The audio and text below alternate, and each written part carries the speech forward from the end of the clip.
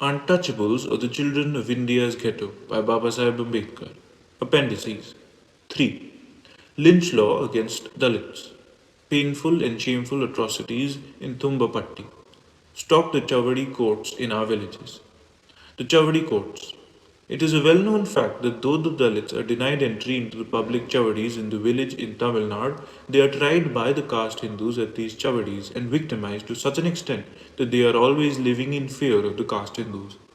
One of the reasons why the Dalits in the villages do not respond to our movement of the removal of their civil disabilities is their constant fear of this victimization by the caste Hindus under the leadership of the village Periyam Balagar, chief of the caste Hindus. In several places, the villages run these Chavadi courts under the color of holding panchayats. The poor Dalits are summoned to the Chavadi and tried like slaves. If any of them go against the order of the Periyambalagar, then the lynch law is put into operation and they are subjected to merciless beating and torture with a view to strike terror in them and to demonstrate the absolute power of the Periyambalagar. The victimization of the Dalits at the Chavadi takes place in various forms according to the circumstances and the whims of the Periyam Balagar and his council. Public whipping, imposition of heavy fines, and confiscation of their properties on failure to pay the same.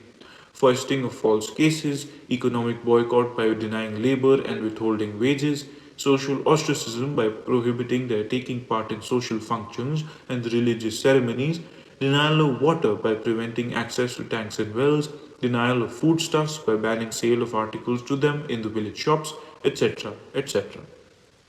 The liberation of the Dalits is possible only if the government takes strong measures against the villagers for holding these illegal and unlawful courts in the name of the village panchayat.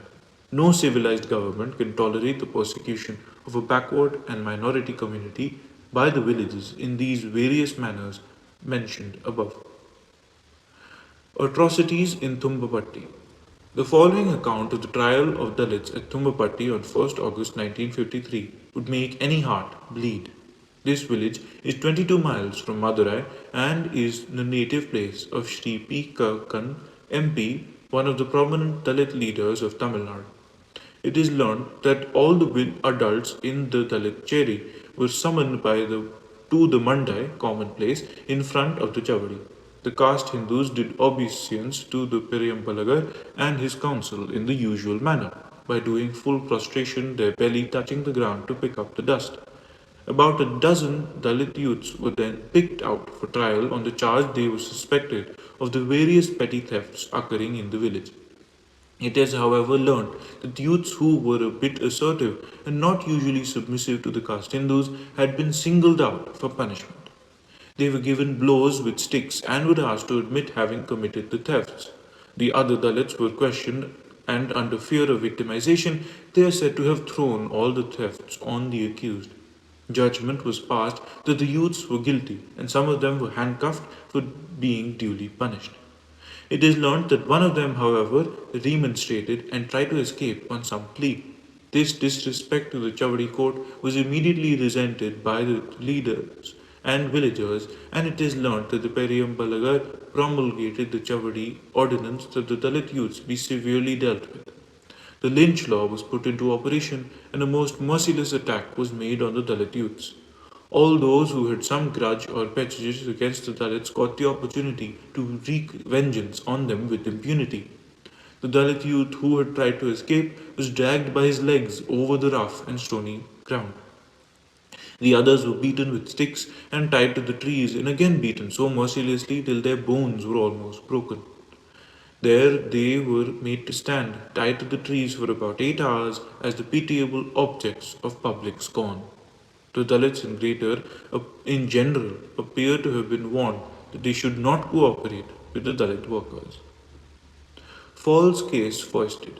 What the villagers did thereafter is still more shameful. It is the usual practice to foist cases on the Dalits and to get the police to take immediate action.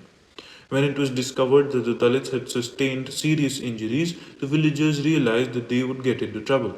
It is learnt that Shri Pusari Kakkan, the 80 years old father of Shri P. Kakkan, MP, who was working as the village Thotti, was therefore asked to give a false complaint that some articles in the Dalit temple were found missing since the previous evening, and a report was sent to the police by the village munsif that these articles were recovered from the Dalit youths. Sri Pusari Kakkan and his relation, another village Totti named Etti Kakkan, are said to have brought these articles and given to the village munsif. Immediately on receipt of the report, the police came, arrested the Dalit youths on a charge of theft, and sent them to the hospital as they were found wounded. We do not propose to publicly criticize the action of the police. Enough to say, the atrocities on the Dalits by the villagers did not catch the official eye of the police. The truth known. The villagers were good enough to send a mass petition supporting their action to Sri A. Vaidyanath Iyer, President, Tamil Nadu Edward Sevak Sangh. It was forwarded to me for enquiry and report. A small committee consisting of the president of Melur Taluk Congress Committee, the secretary of Melur Taluk Edward Sevak Sangh, the secretary of the Seva Samaj Melur, and myself accordingly inquired into the matter and found that the villagers had made a merciless attack on the Dalit youths and kept them tied to the trees for about 8 hours till the arrival of the police. The complaint given by Shri Pusri Kakkan and the Periyambalagar were examined by Shri Vaidyanath Iyer, and they admitted to him that the complaint given to the police was a false and concocted one. The Periyambalagar also expressed regret for the wrongs done to the Dalits.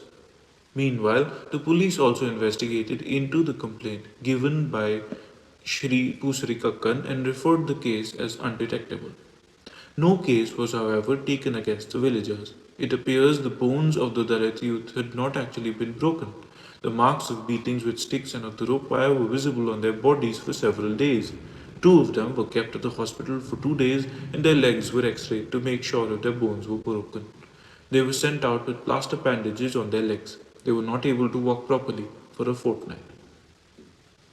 2 inquiries conducted.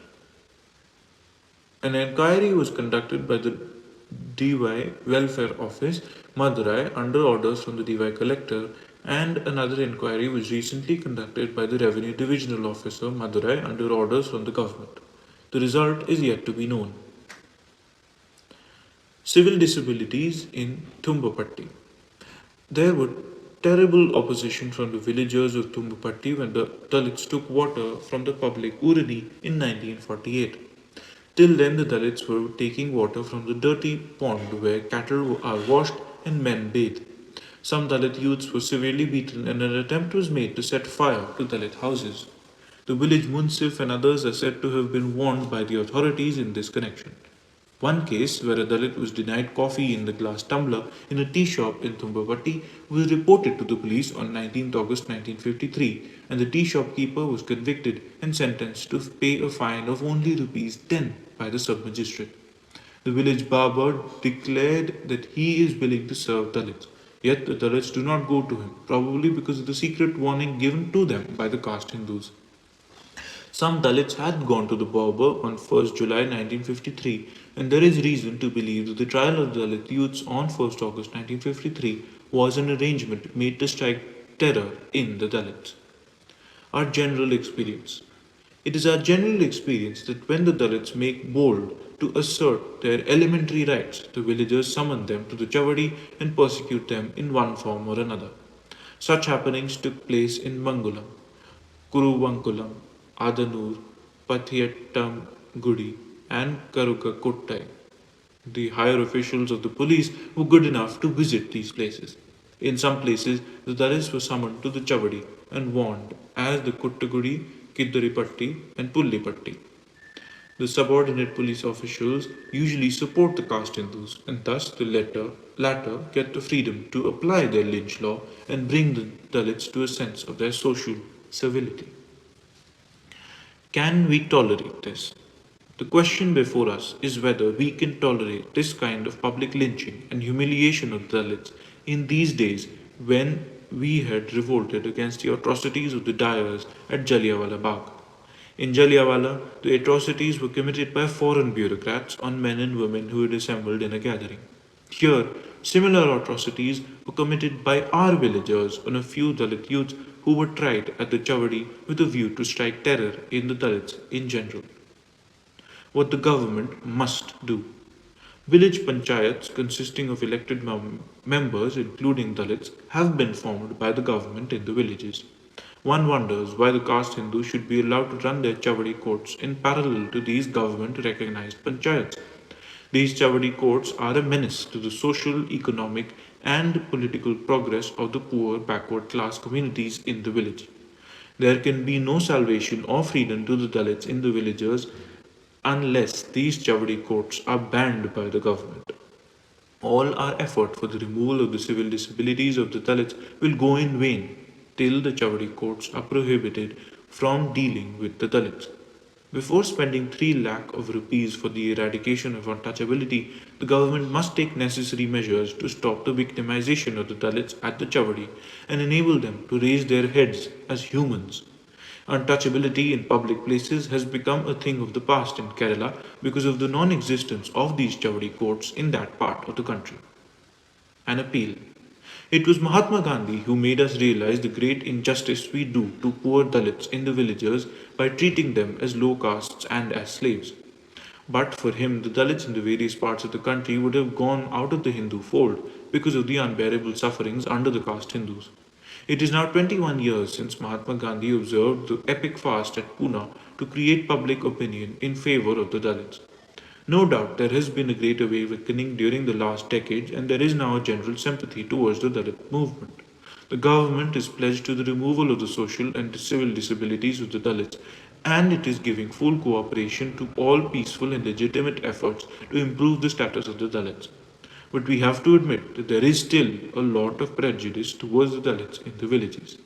We appeal to all public workers to bring about a change of heart of the caste Hindus in the villages so that the Dalits are no longer treated as a separate untouchable class.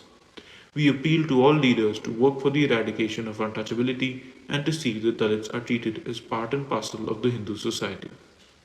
Southern Range, Head Office, Melur. Swami Anand Tirth, MA Regional Officer, All India, Edward Sevak Sangh. The end.